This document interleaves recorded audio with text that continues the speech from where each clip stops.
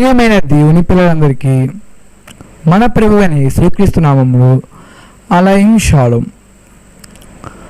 ప్రియమైన దేవుని పిల్లలారా, ముందుగా ఈ వీడియో చూసిన అందరికీ నా వందనాలు. Who are watching this video, firstly praise the lord. ప్రియమైన దేవుని పిల్లలారా, డియర్ చిల్డ్రన్ ఆఫ్ గాడ్, ఇవాళ ఈ వీడియో చూస్తున్న వాళ్ళందరికీ నేను ఒక మంచి అంశాన్ని అందిస్తున్నాను. అది ఏమిటంటే, మనము ఏ విధంగా నడుచుకోవాలి. మనము అంటే క్రైస్తవులు ఏ విధంగా నడుచుకోవాలి. How Christians walk with God, ఏ విధంగా దేవునితో నడుచుకోవాలి. క్రైస్తవులు యొక్క ప్రవర్తన దేవుని పట్ల ఏ విధంగా ఉండాలి. క్రైస్తవులు వారి ప్రవర్తనను దేవుని పట్ల ఏ విధంగా చూసుకోవాలి, వారి ప్రవర్తన ఏ విధంగా నడిపించాలి. ప్రియమైన దేవుని పిల్లారా, ఈ విషయాలు ప్రతి క్రైస్తవుడికి తెలియవలసిన విషయాలు. ఎందుకంటే ప్రతి క్రైస్తవుడు రక్షించబడాలి, 10 మందిని రక్షించాలి. క్రైస్తవుడులోనే క్రైస్ట్ అంటే తెలుగులో క్రీస్తు అనే పదానికి రక్షకుడు అని అర్థం. ఆ విషయం మీకు తెలిసే ఉంటుంది. అంటే ఒక క్రైస్తవుడు is equal to one saviour, అంటే ఒక రక్షకుడు చేయవలసిన బాధ్యత, వారి పని ఏమిటి అంటే, ఎవరైతే తెలియక తప్పులు చేస్తున్నారో, దేవుని నమ్మట్లేదు, వారిని మార్చవలసిన బాధ్యత ఈ క్రైస్తవుడికి ఉంది. అయితే ప్రియమైన దేవుని పిల్లారా, నీవు ఒక క్రైస్తవుని కాబట్టి ఈ వీడియో చూస్తున్నావు. కాబట్టి ఒక క్రైస్తవుడిగా నీ ప్రవర్తన దేవుని పట్ల ఏ విధంగా ఉంచుకోవాలో నీకు తెలుసా? నీవు దేవుని పట్ల ఏ విధంగా నడుచుకోవాలో నీకు తెలుసా అన్న విషయాన్ని ఈరోజు మనం బైబిల్ ప్రకారంగా, బైబిల్ వెలుగులో దేవుని యొక్క మాటలని ఈరోజు మనం తెలుసుకుంటున్నాం, పరిశీలించబోతున్నాం. దేవుని యొక్క పిల్లలారా, దేవుని యొక్క కుమార్తెలారా, మీరు ఏమి చేయాలి, ఏమి చేయకూడదు అనే విషయాన్ని మీరు తెలుసుకోవాలి. మీరు ఏ విధంగా నడుస్తున్నారు, అసలు మీరు ఏ విధంగా నడవాలో మీరు తెలుసుకోవాలి. ఒక క్రైస్తవునిగా మనకి కొన్ని రూల్స్ అండ్ రెగ్యులేషన్స్, కొన్ని రెస్పాన్సిబిలిటీస్ కన్ఫామ్గా ఉంటాయి, బాధ్యతలు అనేవి ఉంటాయి. వాళ్ళు మరిచిపోయావే అంటే నీకు ఆరని అగ్ని సంభవిస్తుంది. తండ్రి యొక్క పిల్లలైన మీరు, తనని స్వరూపం కలిగిన మనము ఏమి చేయాలో ఇవాళ మనం తెలుసుకుంటున్నాం. దేవుని యొక్క పిల్లలారా, ఒక క్రైస్తవుడు అంటే అసలు అర్థం ఏమిటి చెప్పాలి. ఒక క్రైస్తవుడు అంటే అసలు అర్థం ఏమిటి? ఒక క్రైస్తవుడు అసలు ఏ విధంగా మారతాడు, ఒక క్రైస్తవుడు అని ఏ విధంగా గుర్తిస్తారు అనే విషయాన్ని ఇప్పుడు తెలుసుకుందాం. ఒక క్రైస్తవుడు ఇంతకుముందు ఏదో మతం, ఏదో ఒక రిలీజియన్, ఏదో ఒక క్యాస్ట్ కానివ్వండి, సపోజ్ హిందూయిజం, జైనిజం, ముస్లిం, సంథింగ్ ఎక్సెట్రా ఏదో ఒకటి, ఉదాహరణ ఇస్లాం లేదా హిందూయిజం తీసుకోండి. తను దేవుని తెలుసుకొని, మన ప్రభువైన యేసుక్రీస్తుని తెలుసుకొని, తనను అంగీకరించి తనే దేవుడు, ఏకైక దేవుడు అని తెలుసుకొని, తన పాపాలని అంగీకరించి బాప్తీసం తీసుకుంటే, మారు మనసు పొంది బాప్తీసం తీసుకొని తను రక్షించబడినట్లే. కానీ పూర్తిగా కానే కాదు, తను సగమే తప్పించుకున్నట్టు. ఏ విధంగా ఏంటి అంటే, తన బాప్తీసం ఎప్పుడు తీసుకున్నాడు? తన పాపాలను అంగీకరించుకొని తీసుకున్నాడు. ఒకవేళ మళ్ళీ బాప్తీసం పాపాలను అంగీకరించుకొని తీసుకున్న మారు మనసు పొందిన తరువాత తను మళ్ళీ పాపాలు చేస్తే, దీన్ని లెక్క చేయకుండా ఉంటే తను ఇంకా దిగిపోయినట్టు అర్థం. ఒక క్రైస్తవుడు బాప్తీసం తీసుకోవడం ముఖ్యమే. ఆ బాప్తీసం తీసుకున్న తర్వాత తన జీవితాన్ని దేవుని కొరకు అంకితం చేయడం కూడా అంతకన్నా ముఖ్యం. నేను ఒక క్రైస్తవుని, కానీ ఇంకా బాప్తీసం తీసుకోలేదు. నేనే బాప్తీసం తీసుకుంటాను. తీసుకున్న తర్వాత ఏ పాపం చేయకూడదు. ఒకవేళ తెలియ చేస్తే దేవుణ్ణి వేడుకోవాలి. వేడుకోకుండా నా ఇష్ట ప్రకారం ఉంటే బాప్తీసం తీసుకున్నా అది ఇంకా ఎందుకంటే తెలియక చేసిన దానికంటే తెలిసి చేసిన వారికి ఎక్కువ శిక్ష ఉందని మన బైబిల్లో రాయబడే ఉంది. అయితే ప్రియమైన దేవుని ప్రియులారా, మీరు తెలిసే బాప్తిజం తీసుకొని ఉంటారు, ఒక క్రైస్తవుడిగా మారి ఉంటారు. మరి ఒక క్రైస్తవుడు అయిన నీవు ఏ విధంగా ఉండాలి మన పవిత్ర గ్రంథమైన బైబిల్ చెప్తుంది, ఏ విధంగా ఉండాలి మన హోలీ బైబిల్ చెప్తుంది అనే విషయాన్ని ఈరోజు మనం దేవుని మాట రూపంగా నా ద్వారా దేవుడు మీకు ఈ అంశాన్ని వినిపించాలని, మీ హృదయాలు భద్రపరచాలని నేను మనస్ఫూర్తిగా దేవుని యొక్క నామంలో నేను వేడుకుంటున్నాను. ప్రియమైన దేవుని పిల్లారా, ముందుగా మనము 1వ దశలోనిలకు రాసిన పత్రిక 1వ అధ్యాయం 6వ వచనం, 1 Thessalonians chapter 1 verse 6. తండ్రి యొక్క పిల్లలారా, సహోదరులారా, అన్నాచెల్లులారా, మీరు ఈ పత్రిక గురించి తెలుసుకోవాలి. ఈ పత్రిక రాసింది ఎవరు అంటే అపోస్తలుడైన పౌలు, భక్తుడైన పౌలు. దీనికి ఒక మంచి నైపుణ్యత ఉంది, దీనికి. అది ఏమిటి అంటే బాగా ఉత్తరాలు రాయగలరు, లెటర్స్. మీ వీడియో చూస్తున్న మీరు ఎవరికైనా లెటర్స్ రాయడం వచ్చా? ఈ ఉత్తరాలు ఎప్పుడు రావలేదంటే ఇప్పుడు 20వ శతాబ్దంలో లేదే, కానీ 19వ శతాబ్దం దాని ముందు శతాబ్దాల్లో ఈ లెటర్స్ అనేవి బాగా వాడకంలో ఉండేవి, బాగా వాడేవాళ్ళు, బాగా ఉపయోగించేవాళ్ళు. ఎందుకు? దీనికి అంటే సమాచారాన్ని పంపించడానికి, సమాచారాన్ని తీసుకోవడానికి ఇవి బాగా మెయిన్ పాయింట్గా ఉండేవి, ఇవి బాగా వాడకంలో ఉండేవి. ఏ విధంగా అంటే ఇప్పుడు నా బంధువులకు రాస్తాను, నా పిన్ని గారికి, కానీ పిన్ని గారు కుటుంబం మొత్తం బాగుందా, అందరూ బాగున్నారా, మేము అందరూ ఇక్కడ బాగున్నాము, మీరు సంతోషంగా ఉన్నారా అని ఈ విధంగా బంధుత్వాన్ని, ఆత్మీయతని పెంచుకోవడానికి ఈ లెటర్స్, ఉత్తరాలు అనేవి అప్పుడు బాగా వాడేవాళ్ళు. అది స్నేహితులకి, ఎండాకాలం స్నేహితులకి, ఈ విధంగా అప్పుడు లెటర్స్ అనేవి బాగా అభివృద్ధి పొందినవి. అయితే ప్రియమైన తండ్రి యొక్క పిల్లలారా, కానీ ఇప్పుడు ఏంటి, ఇప్పుడున్న ఈ మోడ్రన్ పీరియడ్లో ఏంటి, ఇప్పుడున్న ఈ ఆధునిక కాలంలో ఏంటి అంటే టెక్నాలజీ బాగా డెవలప్ అయింది. విజ్ఞానం బాగా అభివృద్ధి పొందింది. దీనివల్ల SMS, MMS, మెసేజ్లు, వాట్సాప్ టెస్ట్లు, వీడియో కాల్, ఇది కూడా okay. It is also right way, it is a good, it is a simple way for improving your relationship between your relatives and friends. ఇది కూడా ఒక మంచి సింపుల్ వే. మీరు మీ బంధుత్వాన్ని పెంచుకోవడానికి, మీ ఫ్రెండ్షిప్ని పెంచుకోవడానికి ఇది కూడా మంచి ఆధిపత్యాన్ని పెంచుకోండి. ఇది కూడా మంచిదే కాదు, తప్పు అని అనట్లా. ఎందుకు? మీ బంధువులు దూరం ఉన్నారు. ఇప్పుడు నాకు నా పిన్ని వాళ్ళు, సపోజ్ నా పిన్ని వాళ్ళు, మా ఫ్రెండ్స్ దూరంగా ఉన్నారు, వాళ్ళని కలవలేను. వీడియో కాల్ టక్కుమని చేస్తాను, చూస్తాను, వాళ్ళ నవ్వుని చూస్తాను, నేను సంతోషిస్తాను, వాళ్ళ నవ్వుని చూసి నేను కూడా సంతోషిస్తాను.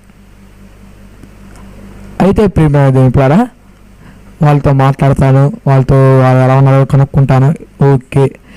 అయితే దీనివల్ల కొంతమంది తప్పుడు పనులు కూడా వేస్తున్నారు. ఈ విధంగా అంటే Instagram, Facebook, any app, social media account కనబడితే ఏదో ఒక ఐడి అకౌంట్ ఫాలో అక్కడ మెసేజ్లోకి వెళ్ళడం, హాయ్ అవారు, నువ్వు బాగున్నావు, నీతో నీ ఫ్రెండ్షిప్ చేస్తాను, ఈ విధంగా చేస్తే ఇది ఒక తప్పుడు పని.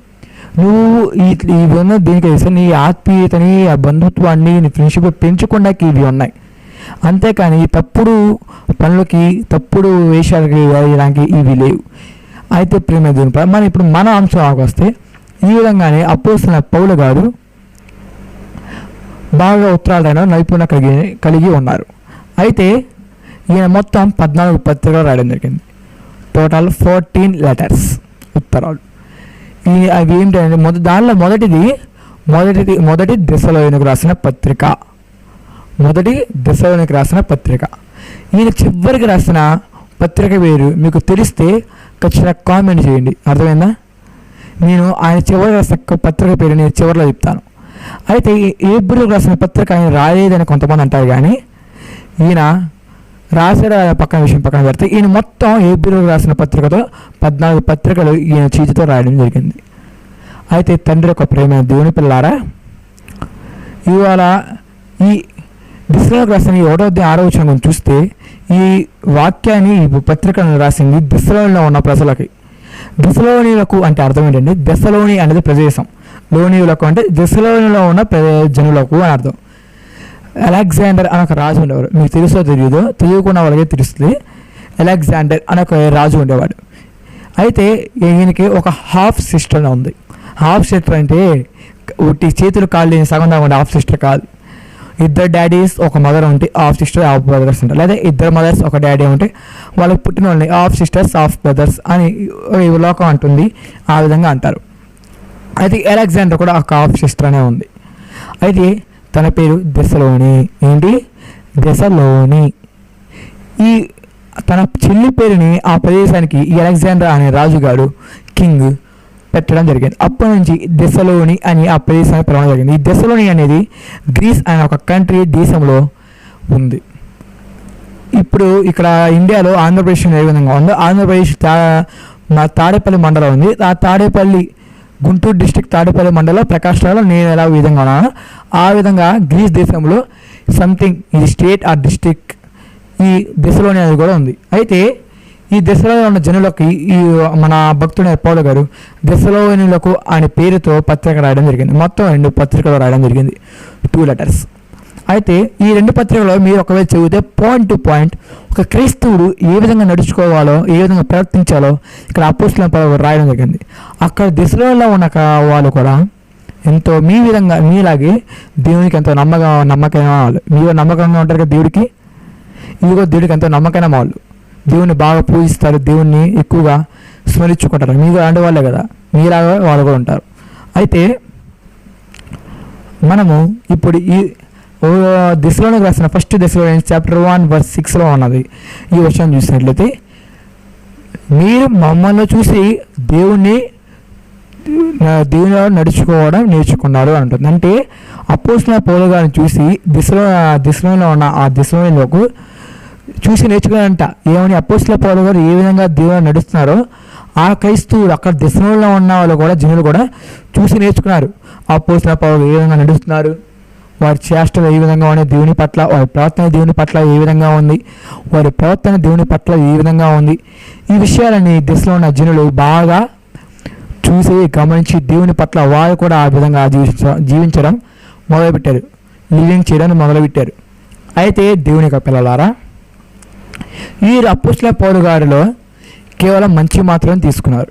కానీ ఇప్పుడు మన ప్రకారం ఇక్కడున్న మోడర్న్ పీరియడ్లో, ఆధునిక కాలంలో చూసినట్లయితే ఏ మనిషి అయినా, ఏ క్రైస్తవుడైనా, ఏ వ్యక్తి అయినా, ఏ మనిషిని చూసినా ఖచ్చితంగా ముందుగా ఆకర్షణ అయ్యేది తెలుసా? మంచికి కానే కాదు, చెడుకి అవుతారు. తొందరగా అట్రాక్షన్ అయ్యేది ఏ మనుషులైనా, ఏ మనిషికైనా చెడుకే అలవాటు అవుతారు. ఎక్కువగా ఫాస్ట్గా అట్రాక్షన్ అయిపోతారు, మంచిని ఎవరు తీసుకోరు. అప్పుడు మాత్రం వాళ్ళు ఏం చేశారంటే అపోస్తలుల గారిలో ఉన్న మంచి మాత్రం తీసుకొని ఆయన ఒక ఆదర్శనంగా పెట్టుకొని ఆయన ద్వారా దేవుని పూజించారు. ఇక్కడ మీరు ఈ వచనం చూస్తే ఉపద్రవముతో అని ఉంటుంది, ఉపద్రవించి ఉపద్రవంతో అని ఉంటుంది. అసలు ఈ పదానికి అర్థం తెలుసా? ఈ పదానికి అర్థం, మీనింగ్, శబ్దార్థ అసలు అర్థం ఏమిటంటే కష్టం, బాధలు. ఇక్కడ ఏం తెలుసుకోవాలి మనం? ఆ దిశలో ఉన్న జనులు, ఆ భక్తులు కష్టంలో, బాధల్లో, ప్రాబ్లమ్స్ ఏదైనా వాళ్ళకున్న ఏమైతే బాధలు ఉన్నాయో అట్లలో దేవుని విడిచిపెట్ల, దేవునికి విశ్వాసంగా నమ్మకంగా మరి ఆయన స్మరించుకుంటూ ఆయనకి కృతజ్ఞతలు చెల్లించుకున్నారు. కానీ ఇప్పుడు నా క్రైస్తవులు ఏ విధంగా ఉండాలో మనకి తెలుసు. కష్టం వస్తే దేవుని వదిలేయడం, కొంతమంది లేదా సుంకంగా ఉన్నప్పుడే దేవుని పట్టించుకోవడం, కష్టం రాగానే దేవుని మీద నిందేయడం, లేదా కష్టం రాగానే దేవుని దగ్గర రావడం, సుఖం ఉన్నప్పుడు దేవుని వదిలేయడం. ఈ విధంగా ఎన్నో టైప్స్ ఆఫ్ క్రిస్టియన్స్ ఉన్నారు. వాళ్ళ బుద్ధులు ఒకలా ఉన్నాయి, వారు ఒకలా ఉన్నారు. వాళ్ళ క్రైస్తవులు అన్నాకి ఇటు క్రైస్తవులు అన్నాకి కుదరరు, క్రైస్తవులు సెట్ అవ్వరు. ఎందుకంటే సుఖంలోనే, బాధలోనే, కష్టంలో ఇది దేనిలోనైనా ఒక క్రైస్తవుడు దేవుని స్మరిస్తూ ఉండాలి, దేవునిలో ఉండాలి, దేవునికి ప్రార్థన చేస్తూ ఉండాలి. అయితే ప్రియమైన దేవుని పిల్లరా, మరి నువ్వే విధంగా ఉన్నావు? నువ్వు దేవుని వదిలేస్తున్నావా? దేవుళ్ళలో ఉన్నావా? కష్టంలో దేవుళ్ళు ఉంటున్నావా? సుఖంలో దేవుళ్ళు ఉన్నావా? రెండిట్లో దేవుళ్ళు ఉన్నావా? నువ్వు ప్రశ్నించుకో. అయితే ప్రియమైన దేవుని పిల్లారా, ఫస్ట్ థెస్సలోనియన్స్ 2:11 ప్రియమైన దేవుని యొక్క పిల్లారా, మీరు గమనిస్తే మీరు ఈ వచనంలో ఏముంటుందంటే మీరు దేవునికి తగినట్టుగా ఉండాలి అని ఉంటుంది. ఏమని? దేవునికి తగినట్టుగా నీవు ఉండాలి. అయితే డియర్ చిల్డ్రన్ ఆఫ్ గాడ్, దేవునికి తగినట్టుగా అంటే ఏంటి? తగినట్టుగా అంటే ఏంటి? ఉదాహరణ చెప్తాను. ఇప్పుడు మన సొసైటీ ప్రకారంగా చూసినట్లయితే ఏముంటుంది ఏంటి అంటే, ఇప్పుడు ఒక తండ్రి కొడుకులు ఉంటారు, సన్ అండ్ ఫాదర్. వీళ్ళిద్దరిలో తండ్రి మాత్రం బాగా దేవుని స్మరిస్తూ దేవుల్లో ఉంటాడు, కానీ కొడుకు మాత్రం లోకంలో ఉంటాడు, మందులు బార్లు ఇవన్నీ చేస్తూ ఉంటాడు. అప్పుడు జనులు అంటారండి, తండ్రి ఒకలా ఉంటే కుమారులు ఒకలా ఉన్నాడు అంటారు. ఇప్పుడు తల్లి కూతురులు ఉన్నారు అనుకున్నాం, కుమార్తె తల్లి. అయితే కుమార్తె తల్లి మాత్రం దేవుడిని ఎప్పుడు స్మరించకుండా దేవుడు ఆవలనే ఉంటుంది. కూతురు మాత్రం సీరియల్ చూడడం, కార్తీక దీపం సీరియల్ చూడడం, సంథింగ్ ఈ సీరియల్ చూడడం, ఆ సీరియల్ చూడడం, లేకపోతే వాళ్ళతో తిరగడం వీళ్ళతో తిరగడం, ఈ విధంగా ఉంటుంది. ఇప్పుడు ఆనే అంటారు జనులు, తల్లికి అస్సలు సంబంధం లేని కూతురు, తల్లి ఒకలా ఉంటే కూతురు ఒకలా ఉందంటారు. అదే తండ్రి ఉన్నట్టు కుమారుడు కూడా ప్రవహిస్తే, తండ్రి దేవుని పట్ల ఉన్నట్టు కుమారుడు కూడా ఉంటే తండ్రికి తగిన కుమారుడు, తల్లి దేవుని పట్ల ఉన్నట్టు కుమార్తె కూడా దేవుని పట్ల ఉంటే తల్లికి తగిన కుమార్తె అని అంటారు మన సొసైటీ. తగిన అంటే ఏంటి? తగినట్టుగా అంటే ఏంటి అంటే నీవు నీ తండ్రి ఉన్నట్టు ఉండడం, నీ తండ్రికి సరిగ్గా నువ్వు కరెక్ట్, నీ తండ్రికి నువ్వు కరెక్ట్ అని జనాలు అనడం. ఇప్పుడు మా నాన్న పేరు ఇది, ఇప్పుడు నాన్న ప్రార్థన చేస్తాడు, దేవుడు చర్చి నడిపిస్తాడు, నేను కూడా ఈ విధంగా వీడియోలో పెడతాను. అప్పుడేమంటారు? తండ్రికి తగిన కుమారుడు అంటారు. అంటే మా తండ్రి గారికి నేను సరైన కుమారుని అని జనాలు అంటారు. ఈ విధంగా నీవు కూడా నీ తండ్రికి తగిన కుమారుడిలాగా ఉండాలి అని పౌలు గారు చెప్తున్నాడు. ఒక క్రైస్తవుడు దేవునికి తగిన కుమారుడిలాగా కుమార్తెలాగా ఉండాలి. అర్థమైందా? నువ్వు క్రైస్తవుడు అయితే, నువ్వు ఒక క్రైస్తవుడు దేవుని ఒక కుమార్తె అయితే నువ్వు తండ్రి కరెక్ట్ అని, తండ్రికి నువ్వు కరెక్ట్ అని నువ్వు నిరూపించుకోవాలి. నా తండ్రికి నేను కరెక్ట్, నా తండ్రి గొప్పవాడు, నేను మా తండ్రికి సరైన వాడిని అని నువ్వు ఒక క్రైస్తవునిగా ఒక రక్షించి దేవుని వైపు నువ్వు అతన్ని మార్చి నువ్వు నిరూపించుకోవాలి. ఇప్పుడు ప్రేమ దేవుని ప్రాణ నీకు కొన్ని ఉదాహరణలు చెప్తాను. అదేమిటంటే, పాస్టర్ తెలుసు కదా, దైవజనులు బాగా అభివృద్ధి పొందిన సతీష్ కుమార్, పేరు సుందర్రావు, సంథింగ్ లేదా జాన్ వెస్లీ గారు, ఈ విధంగా ఉంటారు. అయితే వీళ్ళు బాగా పాపులర్ చెందిన వాళ్ళు. వీళ్ళు మీటింగ్లు పెట్టమని, వీళ్ళు వాక్యాలు చెప్పమని కొన్ని దేశాల్లో కొన్ని రాష్ట్రాల్లో మీటింగ్స్ పెడతారు. ఓకే, మీటింగ్లు, పబ్లిక్ మీటింగ్, వీళ్ళు వస్తారు, అటెండ్ అవుతారు. అయితే అలాగే ఒక ఆయన ఒక పబ్లిక్ మీటింగ్ పెట్టడం వల్ల ఆయన వెళ్ళి వాక్యం చెప్పడం జరిగింది. వైజాగ్లో, హైదరాబాద్లో వాక్యం చెప్పడం జరిగింది. హైదరాబాద్లో వాక్యం చెప్పిన తర్వాత ఈయన హైదరాబాద్ వాక్యం చెప్పి ఆయన భోజనం చేసి వచ్చి మళ్ళీ ఆయన కారులో ఆయన డ్రైవర్ ఎక్కి వచ్చేస్తున్నాడు ఇంటికి. అర్ధరాత్రి 12 గంటలకు బయలుదేరాడు. అయితే కొంత దూరం వెళ్ళిన తర్వాత ఆయన డ్రైవర్ గారు, పాస్టర్ గారు కొద్దిగా టీ తాగేసి వస్తాను, కొద్దిగా వెయిట్ చేస్తారా అంటే, పాస్టర్ గారు వై నాట్, ఆఫ్ కోర్స్ ఆయన పంపిస్తారు. పంపిస్తే ఆ డ్రైవర్ కూడా టీ తాగుతూ ఉంటాడు. ఈయన ఎవరైతే ఉన్నారో ఈయన కూడా బండి దిగి మొత్తం అబ్జర్వ్ చేస్తున్నాడు అలా నుంచి, ఇలా అబ్జర్వ్ చేస్తున్నాడు మొత్తం. అప్పుడే ఒక లారీ వచ్చింది. 1 లారీ కేమ్, ఒక లారీ వచ్చి తన ముందు ఆగింది. ఆ లారీకి ఒక చిన్న బాక్స్, ఒక చిన్న పెట్టి లాగా ఒకటి ఉంది. అయితే ఆ పెట్టి దేనికి అంటే, ఆ లారీ మొత్తం బాగా పనిచేయడానికి, నియంత్రణగా పనిచేయడానికి, ఇటువంటి ప్రాబ్లమ్స్ పనిచేయడానికి ఆ బాక్స్ అనేది చాలా అవసరం. అది ఒక కీ లాంటిది. అది ఆ పెట్టి మీద ఏమైనా వస్తుంది తెలుసా? చెక్ మీ డైలీ, చెక్ మీ డైలీ అని వస్తుంది. రోజు నన్ను చెక్ చేయి. ఒకవేళ నువ్వు మొరాయించి ఒకరోజు దాన్ని వదిలేసాను చెక్ చేయడం, ఎంత పెద్ద లారీ అయినా రోడ్డు పక్కన పెట్టుకొని కూర్చోవడం. ఎందుకంటే నువ్వు దాన్ని నెగ్లెక్ట్ చేయకూడదు. అదే ఒక లారీ కాబట్టి దాన్ని రోజు చెక్ చేయాలి. అప్పుడు లారీ నీకు ఎంత లోడ్ కంటే అంత లోడ్ మోసేది. అయితే ప్రియమైన, ఒక లారీకి, ఒక వెహికల్కి, ఒక గాడి, ఒక వాహనానికి నువ్వు చెక్ చేయవద్ద పంచినప్పుడు, ఒక దేవుని యొక్క కుమారుడివి, దేవుని స్వరూపం పొందిన వాడివి, ఒక క్రైస్తవుడివి, నిన్ను నువ్వు రోజు చెక్ చేసుకుంటున్నావా? చెప్పు, నిన్ను నువ్వు రోజు చెక్ చేసుకున్నా, నేను పరిశీలించుకున్నావా? ఈరోజు ఏ విధంగా దేవుని పట్ల ఉన్నాను, రేపు నేను దేవుని పట్ల ఏం చేయాలి, ఈరోజు నేను దేవునికి మహిమ చెల్లించాను లేదా, అసలు ఏ విధంగా దేవుని పట్ల ఉంటాను, ఏం తప్పులు చేశాను, నేను ఒకసారి చెక్ చేసుకున్నావా, నేను పరిశీలించుకుంటున్నావా, ఒక క్రైస్తవుడిగా నువ్వు చేస్తుంది ఏమిటి, ఈరోజు నువ్వు అసలు ఏం చేసావు, ఏం చేయబోతున్నావు, నువ్వు చేసే పని వల్ల దేవునికి మహిమ కలుగుతుంది అని నువ్వు చెక్ చేసుకుంటున్నావు, ఒక క్రైస్తవుడిగా నువ్వు ఉన్న బాధ్యత ఏంటి నువ్వు చూసుకున్నావా అన్న విషయానికి మనం వస్తే మనం ఈ సంవత్సరానికి కానీ చెక్ చేసుకోవచ్చురా అన్నట్టుంటాం. అంతేగా క్రైస్తవుడు అంటే రక్షకుడు కాదు, ఇది ఒక క్రైస్తవుడు అన్న పేరే ఉంది కానీ ఏమీ లేదు. తను చెక్ చేసుకోవట్లేదు, తన తండ్రికి తగినట్టు తను ఉండట్లేదు, తన తండ్రి తగిన తన కుమార్తె తను ఉండట్లేదు.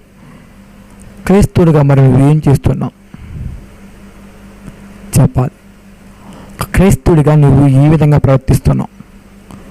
ప్రియమైన దేవుని పిల్లారా, మనకుంది ఆవిరి వంటి జీవితం. ఏంది ఆదాం గారు 900 సంవత్సరాలు బతికినట్టు, వాళ్ళు 1000 సంవత్సరాలు బతికినట్టు మన బతకం. మనం ఖచ్చితంగా 100 సంవత్సరాలు బతకాలి. ఈరోజు ఇప్పుడు నేను వీడియో చెప్పాను, ఈ వీడియో మాట్లాడేటప్పుడు చచ్చిపోవచ్చు కూడా. ఇప్పుడే చెప్తే ఒక్కసారి గొప్ప కోల్పోవచ్చు. అబ్దుల్ కలాం తెలుసు కదా మీకు, ఆయన ఎంతో గొప్ప వ్యక్తి. పేపర్లు అమ్ముకునే పేపర్లు ఇంటికి పేపర్ వేసేవారు, కానీ ఆ పేపర్లోనే ఆయన గురించి వచ్చి అంత రేంజ్కి ఆయన ఎదిగాడు,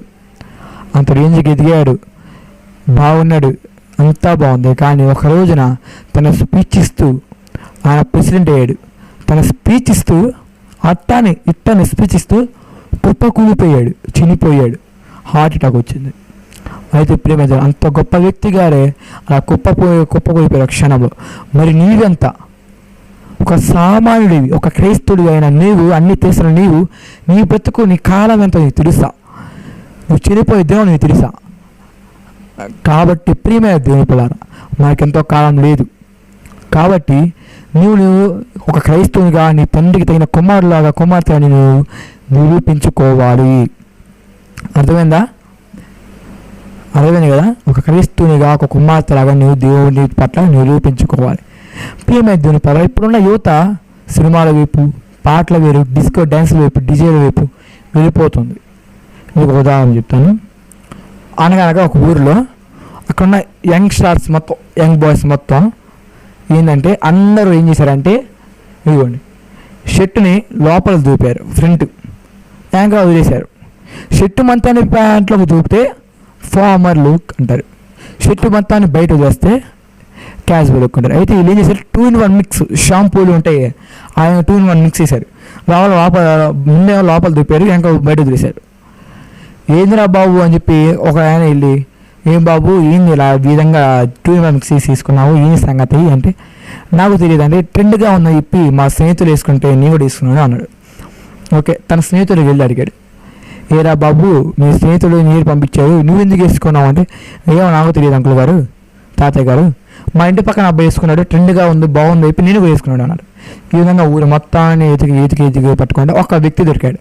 ఈడే ఫ్యాషన్కి మూలకర్త, ఈ ఫ్యాషన్ కనిపెట్టింది ఆయనే. అయితే అందరికి వెళ్ళి, ఏరా బాబు నీ వల్ల ఈ ఊరు మొత్తం ఏందో 2-in-1 మిక్స్ తీసుకొని వేసేస్తుంది షర్ట్లు ప్యాంట్ని, ఏంది విషయం అంటే ఆయన చెప్తాడు, నాకు ముందు షర్ట్ జరిగిందండి అందుకే షర్ట్లు లోపల దూపాను, వెనక ప్యాంట్ జరిగిందండి అందుకే వెనక వదిలేసాను అనే వాటికి, ఓరే బాబు ఇదే విషయం, ఇదంతా తెలియక ఈ విధంగా అంతా కాంచేస్తున్నారా, ఈ విధంగా వేస్తున్నారా అని నమ్ముకున్నారు. అయితే ప్రేమ దేవునిపారా ఈ విధంగా ఇప్పుడున్న యువత ఉంది. ఈ విధంగా ఒక హీరో చెప్పులు ఏమిస్తున్నాడు, నా ఫస్ట్ స్టైల్ ఆ విధంగా ఉంది, లేకపోతే ఆ ఏ స్టైల్ ఎలా ఉంది, లేకపోతే మేడం దుర్గత ఈ విధంగా గూక్కున్నాడు అనే విషయాల్ని ఇప్పుడున్న యువత పట్టించుకుంటుంది. దేవుడిని మర్చిపోతుంది, దేవుడిని నెగ్లెక్ట్ చేస్తుంది, రిజెక్ట్ చేస్తుంది. దేవుడు హృదయం తిరిగి తలుపుకోతంటే కనీసం పోరాని, అసలు కొంతమంది తలుపు వీళ్ళైతే ఏమైనా చేస్తారు, పోరాని తిట్టేస్తున్నారు దేవుడిని.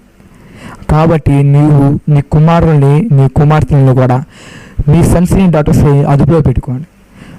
ఒక చెట్టుని చిన్నప్పుడు మాత్రమే వంచగలం, పెద్దగా నాకు దాన్ని ఉంచడం. కాబట్టి చిన్నగా ఉన్నప్పుడే మీ వాళ్ళని మీరు కాపాడుకోండి. మీకు తెలుసు కదా, యూఫ్రటీస్ నది కూడా ఏమవుతుంది, ఎండిపోతుంది.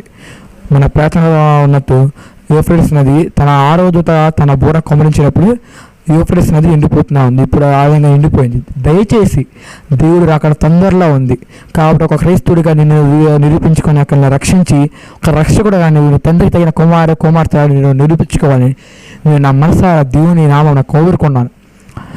నువ్వు ఆ తండ్రి నీ కుమార్తెను జ్ఞాపకం చేసుకో తండ్రి ఎవరైతే నీ కుమారులు ఉన్నారో ఒక ప్రేమ దేవుని పిల్లారా మీ తండ్రి పట్ల నువ్వు నిజాయితీగా ఉండాలి.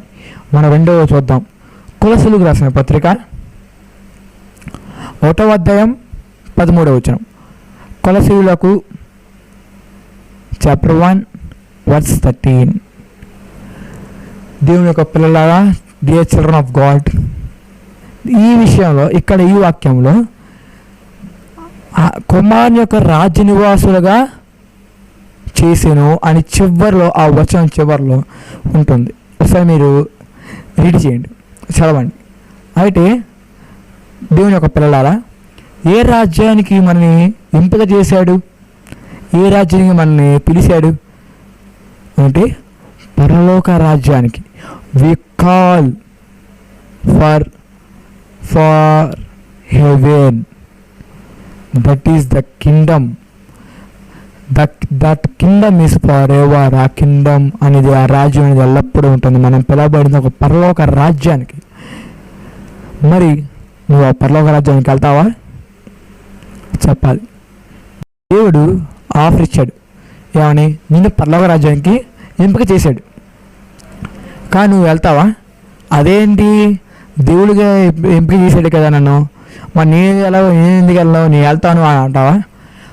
ఎగ్జాంపుల్, ఇప్పుడు ఆడవాళ్ళకైతే ఏదో కిచెన్ షాపు లేదా జ్యువెలరీ బై 1 get 2 ఫ్రీ. ఇప్పుడు అనుకుందాం, ఉంగరం కోరండి మా శుభ్రంగా బై 1 get 2 ఫ్రీ అని నటిస్తాడు. లేకపోతే మన అబ్బాయిలకు అనుకోండి, ఎనీథింగ్ ఫోన్స్ ఏదో ఒకటి బై 1 get 2 ఫ్రీ అని ఆఫర్ ఇస్తాడు. వాడు ఆఫర్ ఇస్తాడు, ఓకే. మరి నువ్వు ఆఫర్ని రిసీవ్ చేసుకోరు కదా, ఆయన నీకు ఆఫర్ని పంపించాడు, నువ్వు దాన్ని ఉపయోగం అవ్వాలిగా, ఆఫర్ రిసీవ్ చేసుకోవాలి కదా, ఓకే అవ్వాలిగా. ఆ విధంగానే నువ్వు వాడుకుంటేనే ఆఫర్ ఉపయోగపడేది నీకు. ఆ విధంగా మా తండ్రి కూడా ఒక బంపర్ బ్లాక్ బస్ట్ ఆఫర్ ప్రతి క్రైస్తవుడికి ఇచ్చాడు, ఈ మానవకోటి మొత్తానికి ఇచ్చాడు. ప్రతి వాడు, దేవుని నమ్మిన ప్రతి వాడు, దేవుని విశ్వాసం ఉన్న ప్రతి వాడికి దేవుడు ఆ రాజ్యాన్ని అంకితం చేస్తాడు. తండ్రి యొక్క పిల్లలారా, మరి నువ్వు ఆ దేశానికి వెళ్తావా? ఆ రాజ్యానికి వెళ్తావా? ఆ రాజ్యానికి వెళ్ళాలి అంటే ఏం చేయాలి? మరి ఆఫర్ని ఏ విధంగా ఉపయోగించుకోవాలి అని అనుకోవచ్చు.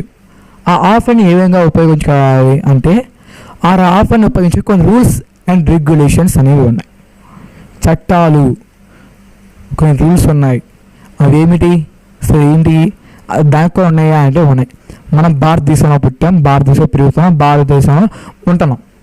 I'm Indian, I'm a true Indian. నేను ఈ ఇండియాలో ఈ భారతదేశంలో బ్రతకాలి అంటే డాక్టర్ బిఆర్ అంబేద్కర్ గారు రాసిన ద ఇండియన్ కాన్స్టిట్యూషన్, భారత రాజ్యాంగాన్ని నేను ఖచ్చితంగా ఏం చేయాలి? ఫాలో అవ్వాలి.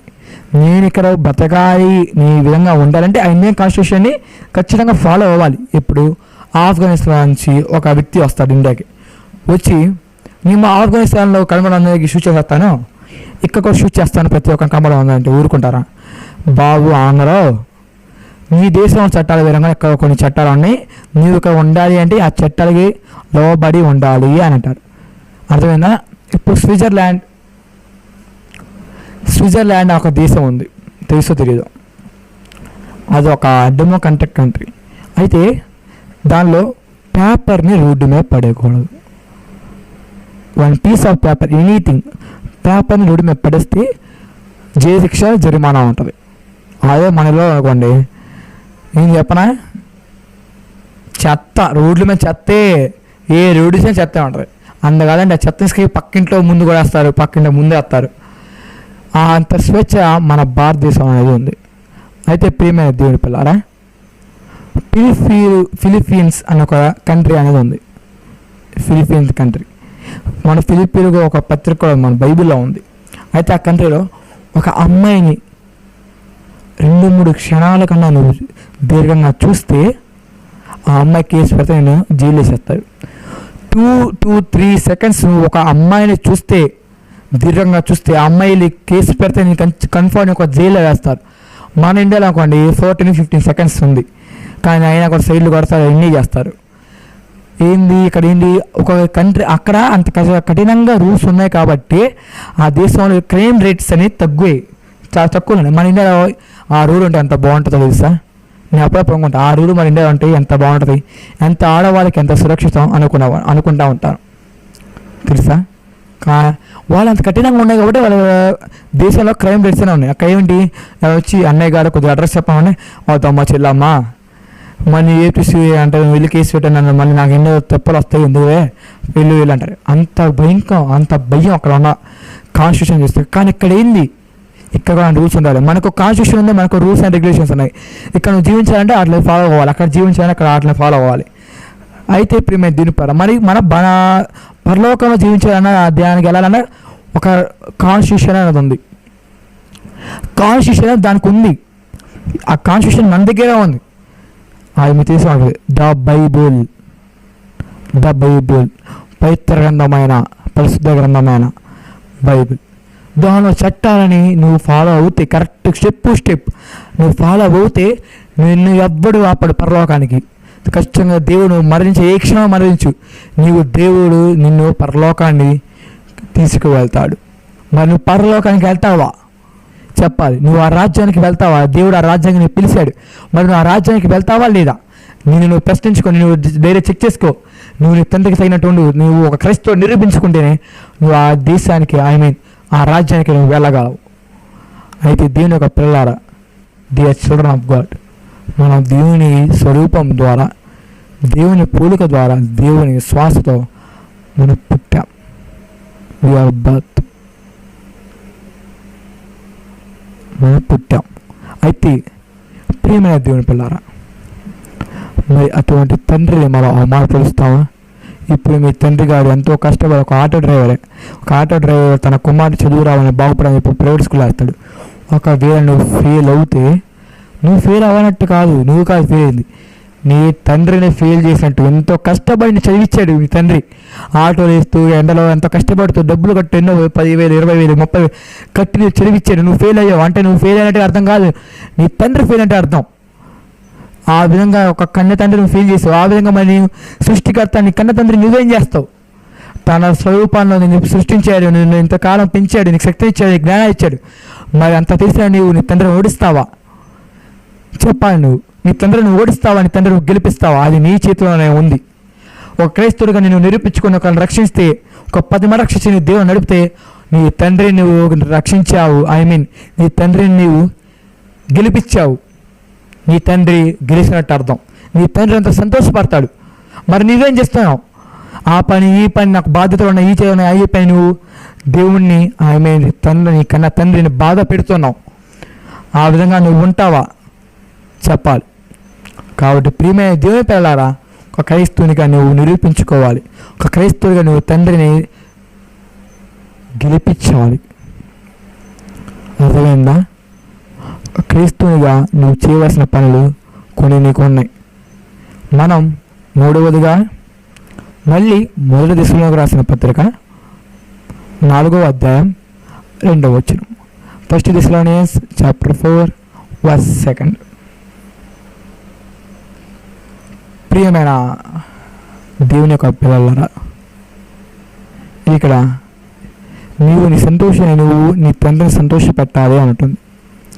నీవు నీ తండ్రిని సంతోష పెట్టాలి అని ఈ వచనంలో నువ్వు పాయింట్ అవుట్ చేసుకోవాల్సి ఉంటుంది. చదవాలి. మీరు చదివితేనే మీకు జ్ఞానం పెరుగుతుంది. బైబిల్ చదివితే ఏ సమస్య ఏ బొక్క ఉండదు. దివారాత్రులు ధర్మశాస్త్రం జ్ఞానించేవాడు ధన్యుడు అని కీర్తన గ్రంథం రాయబడి. నువ్వు దివారాత్రులు కనీసం 2-3 గంటల బయలు చదువుతున్నావా? కనీసం ఒక అరగంట దూడికి వచ్చి బయలు చదువుతున్నావా? 2-3 గంటలు చదువుతున్నావా అంటే నథింగ్, నేను చదవట్లేదు అని చెప్తూ. నాకు సమస్యలు ఉన్నాయి, నాకు ఎగ్జామ్స్ ఉంటాయి, ఇవంటే నాకు ఉంటాయి, మెంటల్గా నీకు ఉంటాయి. ప్రతి వ్యక్తికి సమస్యలు లేని వ్యక్తి లేనే లేడు. ఈ ప్రపంచంలో సమస్యలు లేని వ్యక్తి లేనే లేడు. సమస్య అందరికీ ఉంటాయి, కానీ నువ్వు చదవాలి. నువ్వు చదివితేనే ఆ సమస్యలు నీకు తొలగిపోతాయి. కానీ మనం చదవం కదా, మన సీరియల్ చూడాలి, మనం అది అడగాలి, ఆ పని ఉంది, ఈ పని తప్పించుకుంటాం. అయితే ప్రియమైన నువ్వు నీ తండ్రి సంతోష పెడితే దేవుడు నేను ఎంతో కరుణిస్తాడు, నీకున్న బాధలను తొలగిస్తాడు. మరి దేవుని విధంగా సంతోషపెట్టాలి. అయితే ప్రేమ దేవుని కూడా మన ప్రభువైన యేసుక్రీస్తు ఇటువంటి వాడు తెలుసా మీకు? మన ప్రభువైన యేసుక్రీస్తు రాయి వంటి వాడు కాదు. Not like a rock. He has feelings, he has emotions. Okay, I understand. నీకు అర్థమైందా? అతనికి ఎమోషన్స్ ఉన్నాయి, ఆయనకి ఫీలింగ్స్ ఉన్నాయి. మీకు చూసినట్లయితే బైబిల్లో షార్టెస్ట్ వర్స్ వచ్చేసరికి జీసస్ వెప్ట్ అని ఉంటుంది. ఇప్పుడు లాజరు చనిపోయినప్పుడు యేసు కన్నీరు విడిచాడు అని ఉంటుంది. అదే బైబిల్లో షార్టెస్ట్ వర్స్ ఇంగ్లీష్ బైబిల్లో జీసస్ వెప్ట్ అని ఉంటుంది. అంటే యేసుక్రీస్తు కన్నీరు విడిచారు. మరియు మన ప్రభువైన యేసుక్రీస్తు జెరూసలేము చూసినప్పుడు కూడా తన కన్నీరు విడవడం జరిగింది. ఏం చేయడం? విడవడం. అంటే దీని అర్థం ఏంటి? నీ తండ్రికి, నీ దేవుడికి, నీ ప్రభువుకి, నీ అన్నయ్యకి, మన ప్రభువైన యేసుక్రీస్తు మనకు అన్నయ్య, మన తండ్రి ఉన్నాడు. ఆయనకి ఫీలింగ్స్ ఉన్నాయి, ఆయనకి ఎమోషన్స్ ఉన్నాయి. ఆయన సంతోషపెట్టాలి నువ్వు, ఆయన బాధ పెట్టకూడదు. ఆయన నేను సృష్టించాడు, నీ సృష్టికర్తని నువ్వు ఏడిపిస్తావా? నువ్వు సృష్టించినోడికి చిటికలో నేను చంపేయగలడు, నన్ను చంపేయగలడు. అర్థమైందా? చిటికలో చంపేయగలడు. మరి నువ్వు ఇంకా బ్రతికెందుకు అన్నావు? నిన్ను క్షమిస్తున్నాడు, మన కోసం చనిపోయాడు. నువ్వు దేవునికి చెప్తావని పెద్ద మంది మారుస్తావని చెప్పి నీకు ఈ కాలాన్ని ఇవ్వడం జరిగింది. మరి నీవేం చేస్తున్నావు? టీవీ చూస్తావు, ఏ న్యూస్ చూడు. ఎవడవుతున్నాడు? ఒక అరగంట సేపు ఆయన బైబిల్ రోజు వచ్చి 24 గంటలు ఉన్నాయి. 8 గంటలు పనుకుంటావు, 9 గంటలు పనుకుంటావు, దానిలో 10 గంటలు ఏదో ఒకటి చెయ్యి. ఒక్క అరగంట దయచేసి దేవునికి ప్రార్థన చేసి నీవు ఏం చేయాలి చెప్పాలి. నువ్వు ఏం చేయాలి? బైబిల్ చదవాలి, దేవుణ్ణి సంతోషపెట్టాలి. ప్రేమ దేవుడు. మీకు అపోస్తలుల పౌలు తెలుసు కదా, ఈ పత్రిక రాసింది ఆయన. అయితే అపోస్తలుల పౌలు గారు ప్రచారం మొదలుపెట్టినప్పుడు ఆయన రాళ్ళు పెట్టి కొట్టి చంపేవాళ్ళు. అయితే రాళ్ళు పెట్టి కొట్టి కొట్టి కొట్టి కొట్టి కొట్టి ఆయన రక్తం చిన్నిపోయాడని చెప్పి ఆయన విడిచెళ్ళారు. కానీ ఆ కొన ఊపిరితో మళ్ళీ ఆయన లేచి ఆ కొన ఊపిరితో బ్రతికి మళ్ళీ వాక్యాన్ని ఆపకుండా, కొట్టారని చెప్పి ఆపకుండా మళ్ళీ ప్రచారం చేశారు. కానీ మరియు మళ్ళీ కొన్ని సమయాల్లో ఆయన గొడవ వచ్చేవాళ్ళు ఊరంతా. కరెక్ట్ పండుగంతే కాదు, దేనికి గొడవ వచ్చేది తెలిసేది కాదు. కానీ ఊరు మొత్తం ఆయన గొడవ వచ్చి పడేవాళ్ళు. బడికి రావాలని చెప్పి ఆ పలానా సమయాల్లో వాళ్ళ శిష్యులు ఆయన లేదని చెప్పి అది చెప్పి ఆయన తప్పించేవాళ్ళు. ఈ విధంగా ఆయన ఎన్నో సమస్యలు ఎదుర్కొని ఆయన పరిచయం మొదలు ఆయన కలముడిచాడు. ఆయన ఒకసారి గర్వంగా చెప్పాడు, ఏమని? నా పని కలముట్టించి తిని ఏంది, నాకు ఒక గొప్ప బహుమానం అని చెప్పి ఆయన చెప్పాడు. ఆయన పని మొదలు ముగించాడు. ఆయనకి ఇచ్చిన పని ఆయన ముగించాడు. ఆయన దేవుడు ఆయన స్థానానికి ఆయనకి ఇవ్వడం జరిగింది. మరి నీ పని నువ్వు ముగించావా? కాస్త మొదలు పెట్టావా? నీ ప్రవర్తన దేవుడి పట్ల ఉంచుకున్నావా? నీ ప్రవర్తన దేవుని పట్ల భయంగా భక్తిగా ఉండాలని రాయబడి ఉంది. మరి నీ ప్రవర్తన దేవుని పట్ల అల్లరితనంగా ఉందా? దేవుని మందిరం వచ్చేప్పుడు నువ్వు ఎంతో భయంగా భక్తిగా ఉండాలి. కానీ నువ్వు ఏ విధంగా ఉంటున్నావు? అల్లరితనంగా ఉన్నావా? చిరాకితనంగా తప్పు మార్చుకో. ప్రియమైన దేవుని పిల్లారా, నేను మిమ్మల్ని ఏమని అనట్లేదు. నిన్ను నువ్వు మార్చుకోవాలి, 10 మంది మార్చాలని వేడుకున్నాను. దేవుని నామాన్న అడిగి వేడుకున్నా, రిక్వెస్ట్ ఇస్తున్నాను. Not a order, it is a request. అర్థమైంది కదా? ప్రియమైన దేవుని పిల్లారా, నువ్వు నీ తండ్రిని సంతోషపెట్టాలయ్యా. నా సహోదరులారా, అమ్మలారా, నాన్నలారా, మీ అందరూ దేవుని సంతోషపెట్టాలని కోరుకున్నాను. దేవుని బాధ పెట్టుకోవడం, మీ తండ్రి తగిన వాళ్ళు మీరు నడుచుకోవాలని కోరుకున్నారు. మీరు ఏ క్షణం చనిపోయినా పరలోకానికి వెళ్ళాలని నేను మనస్ఫూర్తిగా దేవుని నామాన నేను కోరుకున్నాను.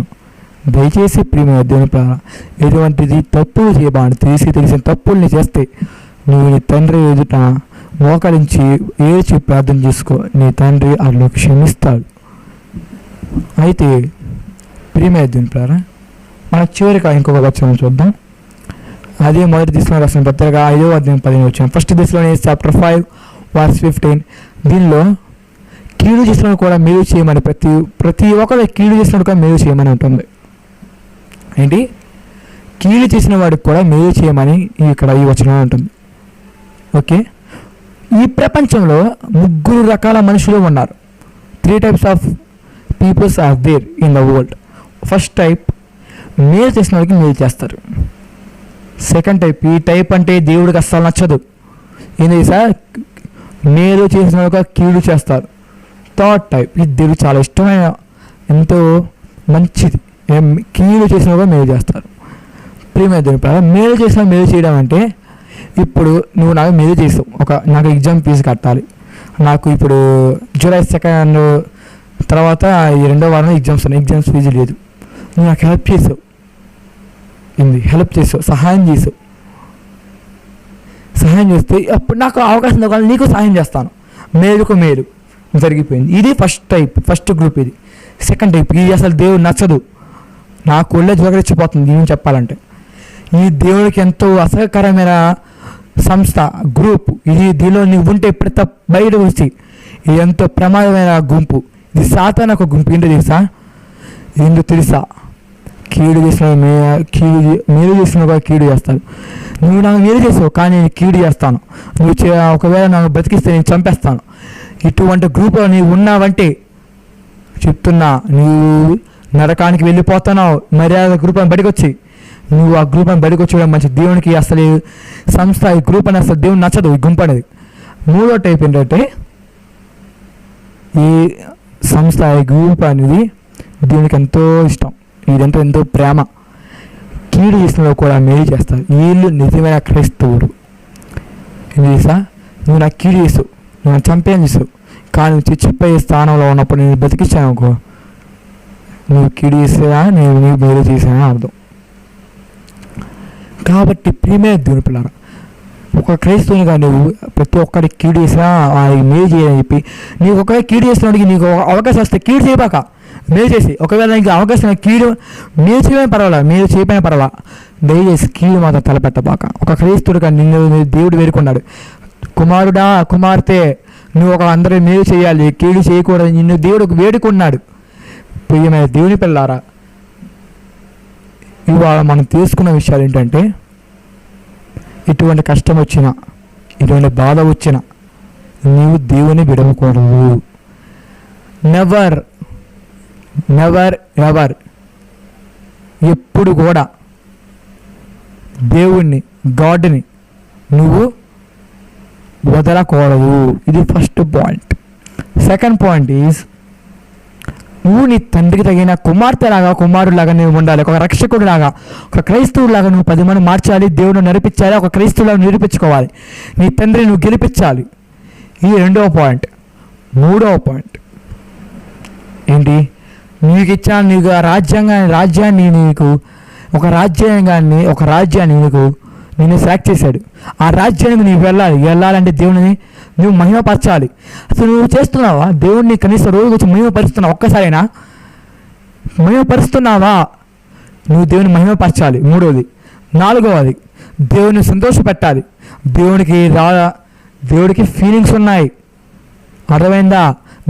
మన దేవుడు అలా తప్ప దేవుడు కాదు, చెట్టు రాయి పాము ఇవి కాదు, దేవుడికి ఫీలింగ్స్ ఉన్నాయి. నువ్వు దేవుడిని సంతోషపెట్టాలి. 5వది, కీడు చేసిన కూడా మేలు చేయాలి. ఒక క్రైస్తవుడికి కొన్ని బాధ్యతలు ఉన్నాయి, ఒక క్రైస్తవుడికి కొన్ని రూల్స్ ఉన్నాయి, ఒక రెగ్యులేషన్స్ ఉన్నాయి, అది నువ్వు నెరవేర్చాలి, అట్లా ఫాలో అవ్వాలి.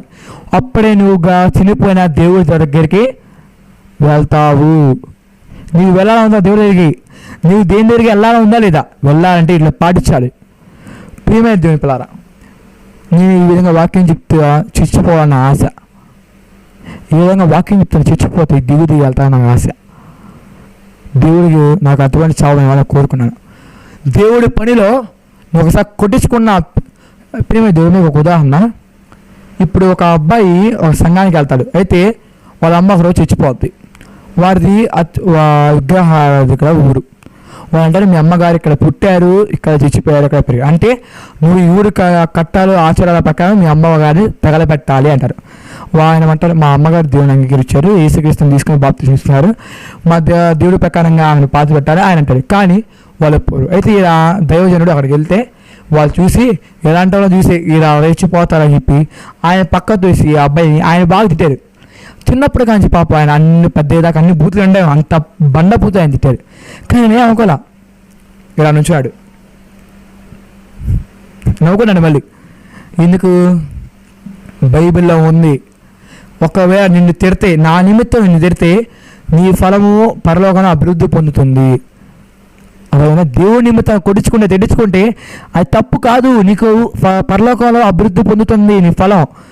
ఇప్పుడు దేవుడి గురించి చెప్తున్నావు, తెడ్డించుకున్నావు, నో ప్రాబ్లం, నీ వల్ల ఫలం పెరుగుతూ ఉంది. కొడుచుకున్నావు, నీ ఫలం పెరుగుతూ ఉంది. ఒకవేళ నువ్వు తప్పు చేసి, అదేందా, నువ్వు తప్పు చేసి కొడుచుకున్నావు, మరి దేవుడి కోసం కొడుచుకుని అన్నావు అనుకో, తప్పు చేసి, అది తప్పు. నువ్వు తప్పు చేసి కొట్టించుకున్నావు, దేవుడిని మధ్యలో లాగబాక. దేవుడి కోసం తెడ్డించుకుంటే దేవుడు నేను చూసుకుంటాడు, నీ ఫలాన్ని అభివృద్ధి చెందుతాడు. ప్రియమైన దేవుని పిల్లారా, మరి నువ్వు దేవుని కోసం చెప్తున్నావా? ముచ్చట్లు వేస్తారు కదా రోడ్ల మీద, ఆ ముచ్చట్లు ఈ ముచ్చట్లు వేస్తారు కదా, మరి దేవుడు నువ్వు చెప్తున్నావా? చెప్పవు. నేను చెప్తాను, నేను చెప్పను. సిగ్గుపడతావు, నువ్వు సిగ్గుపడతావు. నువ్వు దేవుని చెప్పి ఎక్కడ తిడతారో, దేవుని చెప్పి ఎక్కడ కొడతావు చెప్పి సిగ్గుపడుతున్నావు. అలా ఉండకూడదు ప్రియమైన దేవుని పిల్లారా. అపోస్తలుడైన పౌలు గారు అంతలా కొట్టించుకున్న ఆయన మళ్ళీ సువార్త చెప్పాడు. మరి నీకు ఇప్పుడు కొడతారా, ఇప్పుడు నేను తిడతారా చెప్పు. నేను చెప్తున్నా, నేను కొడుతున్నారా, నన్ను తిడుతున్నారా? లేదు కదా. ఒక క్రైస్తవుని ఉన్న బాధ్యత అదిరా. దేవుడి గురించి చెప్పాలి నువ్వు. దయచేసి దేవుడి గురించి చెప్పండి, సిగ్గుపడకండి. ఒకవేళ తిడితే దేవుడు అభివృద్ధి పొందిస్తాడు. మన కాన్స్టిట్యూషన్ ప్రకారం, మన భారత రాజ్యాంగం ప్రకారం ఎందుకు చేసా, ఎవరి మతం గురించి అది చెప్పుకొచ్చి ఒక మతం కాదు, దైవ మార్గము. ప్రియమైన దేవుని పిల్లారా, దయచేసి మిమ్మల్ని జ్ఞాపకం చేసుకోండి. దీన్ని మీ అంతరాత్మ అడగండి. నీ ఏం పనులు చేస్తున్నారు, ఇటువంటి మీ అంతరాత్మ ఇప్పుడు నిజమే చెప్తుంది. నేను నిజంగానే దేవుడి పట్ల ఉన్నానా, దేవుడితో నడుస్తున్నానా, నా ప్రవర్తన దేవుడి పట్ల ఏ విధంగా ఉంది, దేవునికి మహిమ చెల్లిస్తానా, దేవునికి కృతజ్ఞతలు చెల్లిస్తానా, దేవుని సంతోషపెడుతున్నానా, కీడు చేసిన మేలు చేస్తానా, కీడు చేస్తానా, లేదా దేవుని తగిన కుమార్తె ఉన్నానా, ఆ విషయాల్ని నువ్వు ప్రదర్శన చేసుకో. How I am walking with God, how my behaviour is front of my God,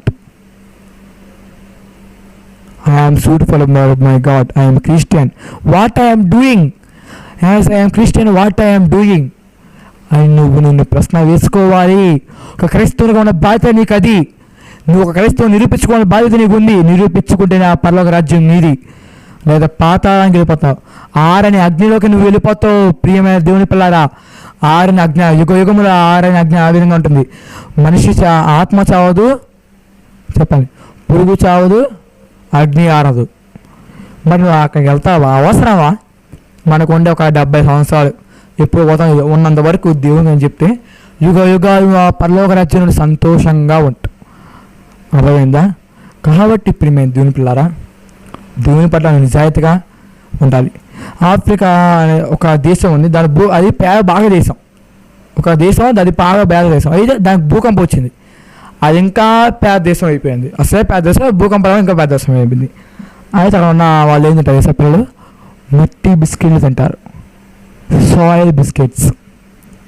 50-50, happy, marigold, good day, not this type of biscuits. Only they eat soil biscuits because that country is very poor country, no money. అక్కడ వాళ్ళ అమ్మ వాళ్ళు ఏం చేస్తారు తెలుసా?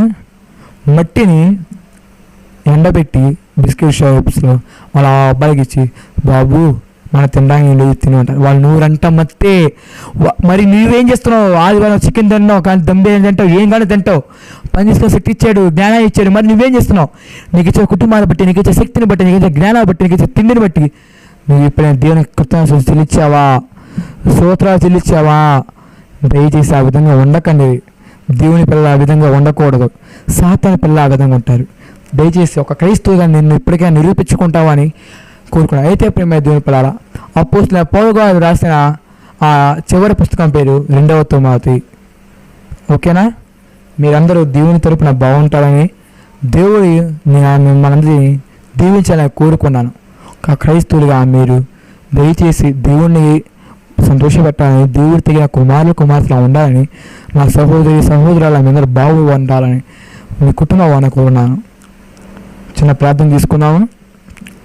మహాపరిశుద్ధుడా, ప్రేమగల మా తండ్రి, మీ నామం ఎంతో పరిశుద్ధమైన తండ్రి. ఎవరైతే ఈ వాక్యాన్ని వింటున్నారో చూస్తున్నారో వారిని జ్ఞాపకం చేసుకోండి తండ్రి. వారి కుటుంబాన్ని జ్ఞాపకం చేసుకోండి తండ్రి. వారి మీ పని వరకు వాడుకోండి తండ్రి. ఒక క్రైస్తునికి మమ్మల్ని నిరూపించుకునే శక్తిని మాకు ఇమ్మని, మా జ్ఞానాన్ని మనం కోరుకున్నాను తండ్రి. తండ్రి ప్రభువా యేసయ్యా, మేము చేసిన పాపాలు క్షమించు తండ్రి. దయచేసి మా పాపాలను క్షమించి మనం కోరుకున్నాను తండ్రి.